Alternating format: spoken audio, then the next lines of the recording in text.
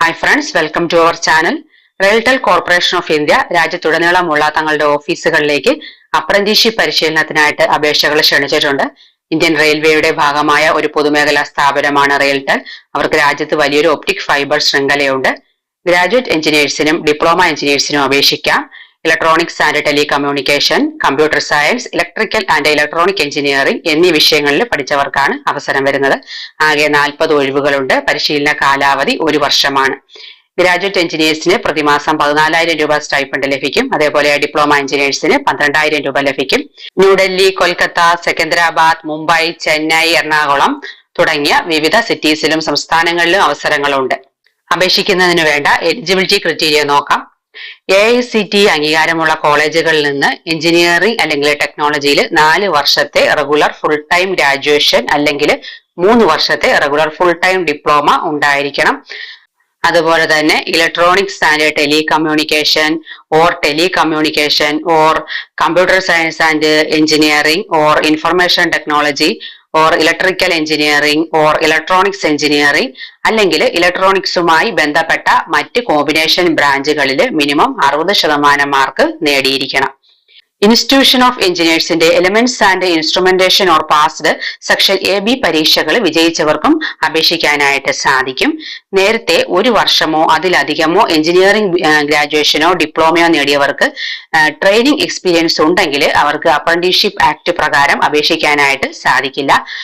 അതുപോലെ തന്നെ 3 വർഷം മുമ്പ് ഗ്രാജുവേഷനോ ഡിപ്ലോമയോ പൂർത്തിയാക്കിയവരെയും പരിഗണിക്കില്ല. അപേക്ഷിക്കുന്നതിന് വേണ്ട ഏജ് ലിമിറ്റ് വരുന്നത് 18 മുതൽ 27 വയസ്സ് വരെയാണ്. SC, ST, OBC വിഭാഗക്കാർക്ക് സർക്കാർ നിയമങ്ങൾ അനുസരിച്ചുള്ള ഇളവുകൾ ലഭിക്കും. നേരത്തെ അപ്രന്റീസ്ഷിപ്പ് പൂർത്തിയാക്കിയവരോ അല്ലെങ്കിൽ ഏതെങ്കിലും സ്ഥാപനത്തിൽ അപ്രന്റീസ്ഷിപ്പ് ചെയ്തുകൊണ്ടിരിക്കുന്നവരോ അപേക്ഷിക്കാൻ യോഗ്യരല്ല. അതുപോലെ തന്നെ ഡിസ്റ്റൻസ് ലേണിംഗ് അല്ലെങ്കിൽ പാർട്ട് ടൈം മോഡിൽ യോഗ്യത നേടിയവർക്ക് അപേക്ഷിക്കാനായിട്ട് സാധിക്കില്ല. അപേക്ഷ സ്വീകരിക്കുന്നതിനുള്ള ലാസ്റ്റ് ഡേറ്റ് ഓഗസ്റ്റ് 16 ആണ്. 1 മുതൽ വിവിധ വർഷങ്ങളിലെ അപ്രന്റീസ്ഷിപ്പ് എൻഗേജ്മെന്റുകൾ വരുന്നത് നോർത്തേൺ, വെസ്റ്റേൺ, ഈസ്റ്റേൺ, സദേൺ റീജിയണുകളിലോ ഇന്ത്യയിലെ മറ്റേതെങ്കിലും സ്ഥലത്തോ ആവാം. NATS 2.0 പോർട്ടലിൽ ഇതുവരെ രജിസ്റ്റർ ചെയ്യാത്തവരാണെങ്കിൽ ആദ്യം അവിടെ രജിസ്റ്റർ ചെയ്ത ശേഷം മാത്രമേ അപേക്ഷിക്കാവൂ. അപേക്ഷാ ഫോം ഫില്ല് ചെയ്യുമ്പോൾ നിങ്ങളുടെ വിദ്യാഭ്യാസ യോഗ്യതയുടെ മാർക്ക് CGPA രൂപത്തിലാണെങ്കിൽ അത് പെർസെന്റേജിലേക്ക് മാറ്റുക.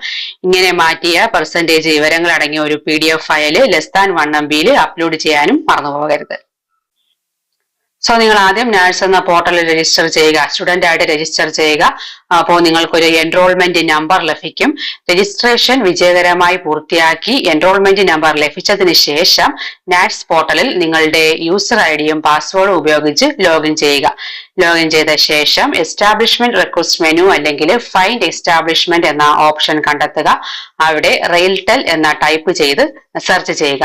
റെയിൽടെൽ കോർപ്പറേഷൻ ലിമിറ്റഡിന്റെ അപ്രന്റീസ്ഷിപ്പ് അവസരം കണ്ടെത്തുക. അതിൽ അപ്ലൈ ബട്ടൺ ക്ലിക്ക് ചെയ്ത് അപേക്ഷ സബ്മിറ്റ് ചെയ്യുക.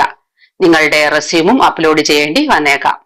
സെലക്ഷൻ പ്രോസസ് എങ്ങനെയാണെന്ന് നോക്കാം. നിങ്ങളുടെ യോഗ്യതാ പരീക്ഷയിലെ അതായത് ഗ്രാജുവേഷൻ അല്ലെങ്കിൽ ഡിപ്ലോമ മാർക്കിന്റെ അടിസ്ഥാനത്തിലും അതുപോലെ തന്നെ ഇന്റർവ്യൂവിന്റെ അടിസ്ഥാനത്തിലുമായിരിക്കും സെലക്ഷൻ വരുന്നത്. റെയിൽടെലിന്റെ നിയമങ്ങൾക്കനുസരിച്ച് നിങ്ങൾക്ക് മെഡിക്കൽ ഫിറ്റ്നസും ഉണ്ടായിരിക്കണം. NATS പോർട്ടലിൽ രജിസ്റ്റർ ചെയ്യുകയും അതിലൂടെ അപേക്ഷിക്കുകയും ചെയ്യുന്നവരെ മാത്രമേ ഈ അവസരത്തിനായിട്ട് പരിഗണിക്കുകയുള്ളൂ. അത് പ്രത്യേകം ശ്രദ്ധിക്കുക.